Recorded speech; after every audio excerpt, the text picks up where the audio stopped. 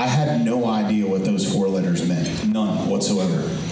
And I said, what do they mean? And he said, you got to look it up, man. You got to look into it. He said, there's a whole lot of rah-rah America songs, and they're great for what they are, but we need a song to bring awareness to this. So I spent 6 months, the following 6 months, talking to as many vets as I could talk to, and learning and trying to understand what this is about.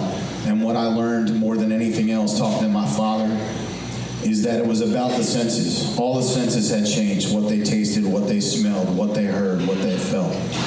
And so I got together with a friend of mine and we wrote this song, and it has changed my life in ways that I cannot begin to tell you. I still get a couple dozen emails per month or more about people that have heard this song. In some way, this song has saved them. A song called A Soldier's Memoir. I've been home about 6 months now, and I still have my doubts. I'm not sure how I got here or how I'm gonna get out. And my mama says I look the same as I did before I left. But if she could see inside of me, it would scare her to death. I can still taste the powder from the battle. For the Love of a Veteran's mission has always been from the very beginning to help in the fight against PTSD. We weren't sure how we could actually help save a life because of the veteran suicide rate being 22 a day. The whole military are feeling for what? They've lost friends, good friends, they've lost family members. For what? So a lot are really broken right now. A lot are coming back broken, and we need to do something to fight this. The cost is zero. See, I have to pay attention. The cost is zero. We pay for it. If they're not in the area, we pay to not ship them here. To fly them here. We pay for lodging if they need it. We pay for the whole thing. There is no cost to the veteran. Call in April from a facility in Chicago that said, have you looked at this stuff? Have you seen my colleague's email? Well, when I started looking into it and having Zoom calls, I'm like, this is incredible. How could this not be happening right now? Because it's been around for a very long time. It's a very quick procedure, and it is literally not just changing lives, it's saving lives. And that is the SGB treatment for PTSD. I was wounded in combat in Afghanistan in 2011, September. I tried to write down some words to describe life prior to the SGB injection. And I think what I'm going to say a lot of the people in this room are going to relate to when it comes to PTSD symptoms, and they kind of coincide with TBIs as well. Because I want to talk about SGB and TBIs and what I've seen post-injection. Hypervigilance, disassociation, sleep deprivation, complete detachment from family, friends, society, a zombie-like existence.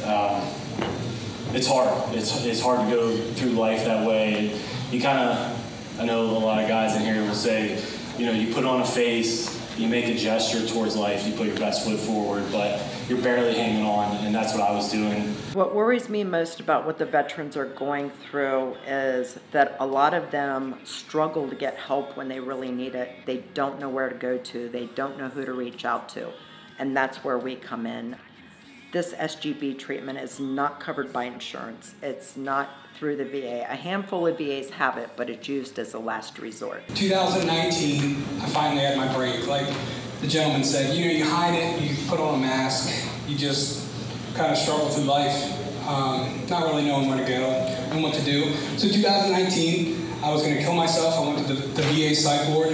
I'm not a big fan of the VA, so I'm sorry if anybody is like really pro-VA, but you know, just it was worthless. You know, they didn't know how to handle a guy that just had PTSD. You know, like all the guys in there were homeless or alcoholics, drug addicts, so on and so forth. So they looked at me at, you know, 20-some years old and had a really good life. Like, you know, hey, what are you doing here? So that's typically the VA experience for me.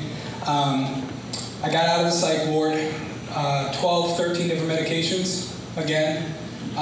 No faith in the VA system. Every time that I complained about something, they would just put me on a different medication, adjust the medication, do this, that. It was dark. And so, I struggled for, 10 years. And the stuff that happened in Afghanistan recently, put me in a bad headspace. So it got real dark. I was out of control. I was just a mess. I mean, I was dangerous. And I heard about the shot. And I had done research on the shot, but nobody was doing it. Nobody knew anything about it. Nobody knew anything about it. And then I met Christine. And actually, the day before I got the shot, I decided, if this shot doesn't work, I'm done. I'm done. I'm tired of this. I struggled for so long. So I was going to kill myself if this didn't work. So I got the shot. And instantly I felt, all the anger, all the rage, just this monster in my chest just go away.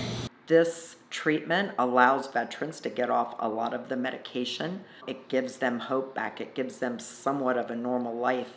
And it worries me that we just can't reach all of them, or they don't know about us, and that we've got their six, we've got their backs. We will help them through this. When they feel like there is no reason left to fight, we will be their reason to fight. As an older veteran, very. I try and help our younger guys, and I kind of push myself to the side. Me reaching out and Christine hinting to me about the shot, I took that step. And like Matt had said, there's days I went dark. And I have certain tattoo placement that keeps me from when I've hit that point that I've had enough. It's just that tattoo that is that daily reminder. My wife has been the biggest help and still tells me daily that it's a tool. I started this because my whole family is military. My son was in Afghanistan for a year, and it was the worst year of my life. I know what these guys and girls go through. I haven't experienced myself, but I did experience secondary PTSD from my son being there. I myself got this treatment, and I'm telling you, if I did not see it with my own eyes and the people that I've already taken, I would never have believed this. But this treatment basically resets the fight or flight response. The sleepless nights, the getting up in the middle of the night, the bad dreams, the anxiety, the terrors, the anger, it's so diminished with this. Several of my veterans, if they start themselves feeling to get angry, they're so surprised because they address it and deal with it. They're not hanging on to it anymore. It's just the most amazing thing I've ever seen in my life. It is literally a lifesaver.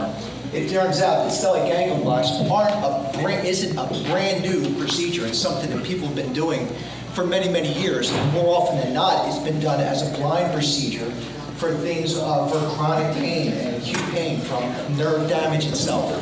Whether it's a traction injury or something like that, it's RSD or complex regional pain syndrome or causalgia or other names of this. It's just pretty horrific pain. And for that, the autonomic nervous system, which the stellate ganglion is part of, is blocked. Now, a block you might hear from a lot of things. People with back pain have blocks, necks have blocks. A block is purely just local anesthetic, getting inundated all around and about those nerves, just trying to stop the communication of nerve signals back and forth.